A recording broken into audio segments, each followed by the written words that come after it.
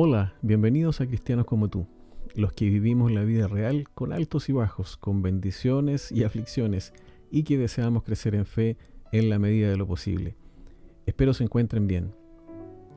En los años que llevo como cristiano me he dado cuenta que muchas personas, casi siempre cuando todo anda bien, su nivel de fe es altísimo, pero cuando las circunstancias de la vida se ponen cuesta abajo y la aflicción llega, el nivel de fe tambalea o definitivamente se va para abajo.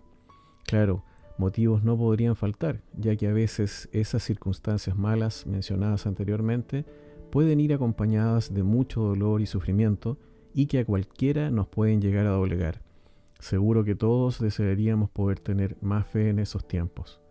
Por otra parte, siempre me han sorprendido las historias vividas por los cristianos de la iglesia primitiva, la autoridad con la que ejercían su fe y cómo ella no se doblegaba ante nada, llegando a ir, si fuera necesario, hasta la muerte.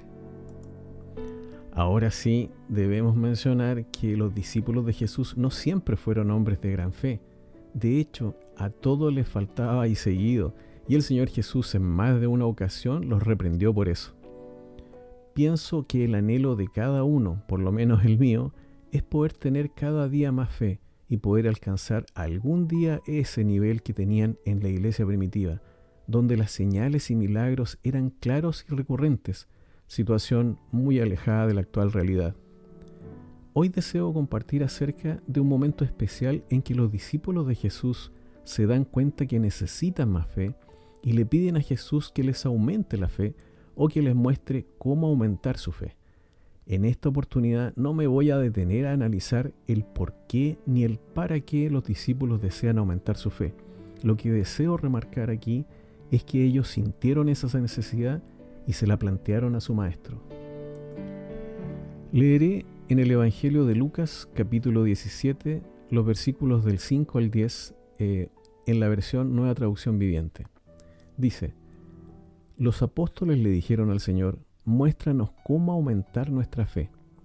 El Señor respondió: si tuvieran fe, aunque fuera tan pequeña como una semilla de mostaza, podrían decirle a este árbol: desarráigate y échate al mar, y les obedecería. Cuando un sirviente vuelve de arar o de cuidar las ovejas, ¿acaso su patrón le dice: ven y come conmigo? No, le dirá: prepara mi comida, ponte el delantal y sírveme mientras como, luego puedes comer tú.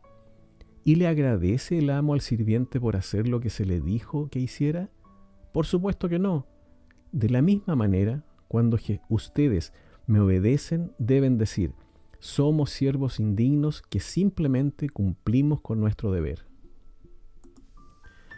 Acá tenemos un pasaje muy poderoso que nos enseña dos puntos importantes a resaltar. El primero, cómo debe ser la fe para que crezca o aumente, y el segundo, el tipo de autoridad que permite ejercer esa fe crecida en Dios. Veamos entonces primero cómo debe ser la fe para que ésta crezca. Los discípulos le piden a Jesús que les enseñe cómo aumentar la fe, y Él, como siempre de manera muy gráfica, les responde: si tuvieran fe, aunque fuera tan pequeña como una semilla de mostaza, podrían decirle a este árbol: desarráigate y échate al mar, y les obedecería. Aquí Jesús no les dice directamente, como imagino ellos hubieran querido, el cómo hacer crecer o aumentar la fe. Él les da un ejemplo gráfico de cómo debe ser su fe para que crezca y aumente. La ejemplifica por medio de una pequeña semilla de mostaza. Deseo dejar en claro que no ejemplifica la fe con el tamaño de la semilla, sino con la semilla misma. Jesús no les está diciendo si tuvieran fe del tamaño de una semilla de mostaza, o sea, si tuvieran una fe chica, o lo que es lo mismo, si tuvieran poca fe. Podrían decirle a este árbol: desarráigate y échate al mar, y les obedecería. Si fuera así, significaría que con tan solo un poco de fe, o más aún, con tan solo un poquito de fe, yo sería capaz de cualquier cosa.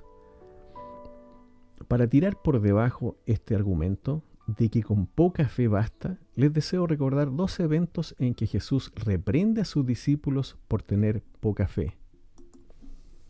El primer evento, cuando Jesús calma la tormenta.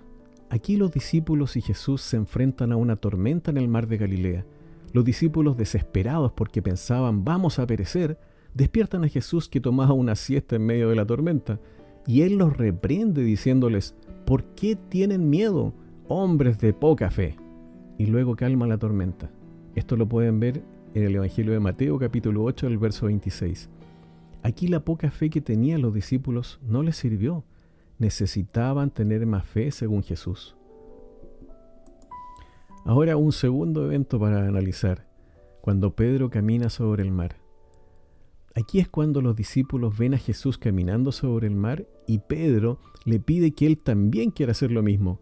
Entonces se baja de la barca y da unos pasos sobre el mar. Luego saca la mirada de Jesús y la pone en el fuerte viento y las olas que se levantaban en ese momento, y se empieza a hundir. Entonces Jesús le dice, hombre de poca fe, ¿por qué dudaste? Esto lo pueden ver en el Evangelio de Mateo capítulo 14, el verso 31. Acá tampoco le sirvió a Pedro tener poca fe. Él también necesitaba más fe. Nos queda claro en los dos eventos anteriormente mencionados que para Jesús es necesaria más fe, tanto para detener una tormenta como para poder caminar sobre el mar. Y no dijo que eso era imposible de hacerlo, les dijo que su fe era poca. De lo anterior podemos concluir que Jesús les hablaba a sus discípulos de tener fe como una semilla de mostaza y no tener fe del tamaño de una semilla de mostaza, porque con poca fe nada se puede lograr. Pero entonces, ¿qué significa que la fe sea como una semilla de mostaza? Significa que la fe, tal como una semilla, tiene la capacidad intrínseca de crecer y dar fruto. Acá podemos explicar esta capacidad de crecimiento de la semilla citando las palabras del mismo Señor Jesús en la parábola en que compara el reino de Dios con una semilla de mostaza. No deseo hablar en este momento del reino, solo mencionarles cómo Él explica el potencial crecimiento de la semilla de mostaza. Jesús dice que la semilla de mostaza es la más pequeña de todas las semillas sembradas en un campo, pero cuando crece, se convierte en la planta más grande del huerto y crece tanto que hasta los pájaros hacen nido en sus ramas. Esa capacidad de crecimiento de la semilla de mostaza y de cualquier semilla es la misma capacidad potencial de crecimiento que tiene la fe y es lo que Jesús les estaba tratando de transmitir a sus discípulos y también a nosotros. Tal vez los discípulos deseaban una fórmula más rápida para aumentar su fe, como a veces nosotros queremos lo mismo.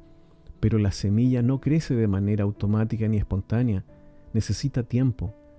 Parafraseando y desarrollando un poco más lo que Jesús les dijo en aquel momento a sus discípulos cuando querían tener más fe, sería más o menos así.